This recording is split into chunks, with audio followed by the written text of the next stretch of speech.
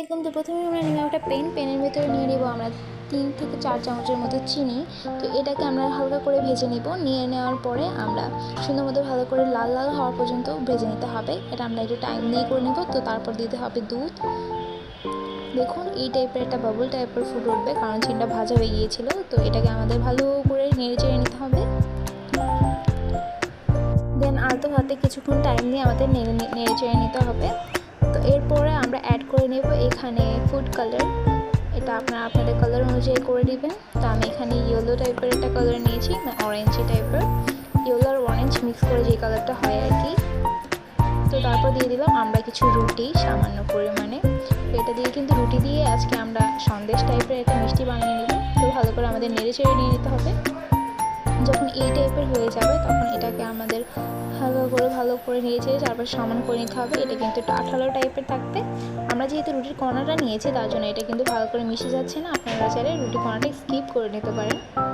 অনেকে আমরা কী করি যে রুটির কণাটা খাই না, ফালিয়ে দিই। তো এর জন্য আমাদের এই রেসিপিটা বানিয়ে নেওয়া চলে। তো এখানে আমরা দিয়ে দিচ্ছি বাটার। তো এরকম আঠালো আঠালো হয়ে গেলে আমাদের কী করতে হবে, একটু নিয়ে ছেড়ে দেখতে হবে যে নিচে লেগে পড়ে আছে কিনা। যখন দেখবে আমরা যে লেগে নেই, তো তখন আমাদের আস্তে আস্তে করে উঠিয়ে নিতে হবে। তো আমরা এখন একটা চুলা থেকে সার্ভ করার জন্য রেডি করবো। তো আমরা এখানে একটা কাগজ বিছিয়ে নিয়েছি। তো কাগজের ভিতরে ভালো করে আমাদের এটাকে ঢেলে নিতে হবে গরম থাকা অবস্থায়, নাহলে কিন্তু এটা হবে না, মানে জমবে না। আমি ভালো করে একটু উপরে দেখিয়ে দিচ্ছি কীভাবে। তারপর এটার উপরে আমি হালকা করে একটু ব্রেড ক্রাম দিয়ে দিচ্ছি। ব্রেড ক্রাম দেওয়ার কারণে এটা দেখতে মাশাআল্লাহ অনেক সুন্দর লাগছে। তো আমরা ভালো করে দিয়ে ছড়াই দিচ্ছি সাউকে একটু ছুরি দিয়ে। এটা কিন্তু কেকের যেই ডেকোরেশনের ছুরিটাই, আপনি চলো আদার্স ছুরি ইউজ করতে পারেন। তো দেখুন সুন্দর লাগছে দেখতে কিন্তু খুব। তো এখানে আমরা দিয়ে দিব বাদাম। আপনারা চাইলে এই বাদামের বদলে অন্য কোনো বাদামও দিতে পারেন, কিশমিশও দিতে পারেন, এটা অ্যাজ ইউজুয়াল। আবার চাইলে আপনারা বাদাম ছাড়াও দিতে পারেন, এটা আপনাদের ইচ্ছা অনুযায়ী আপনাদের করতে হবে। তো আমরা সুন্দর মতো করে বাদামগুলো একসাথে ছড়িয়ে দিলাম। এভাবে দিলে কিন্তু দেখতে মাশাআল্লাহ অনেক সুন্দর লাগে। তো আমাদের কিছুক্ষণ ফ্রিজে ঠান্ডা করে নিতে হবে, কিন্তু গরম ইয়াটা যখন ঠান্ডা হবে তারপরে ফ্রিজে ঢুকাতে হবে, এর আগে ঢুকানো ঠিক হবে না। ফ্রিজে ভালো করে জমে গিয়েছে। তো আমি এখন দেখিয়ে দিচ্ছি এটা একটু কেটে।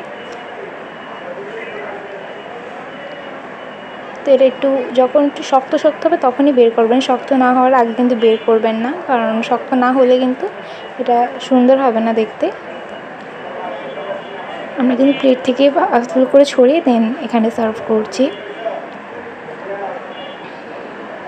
দেখুন কত সুন্দর করে কেটে আসছে, ঝামেলা ছাড়াই কিন্তু কেটে আসছে, কতটা সফট হয়েছে দেখুন।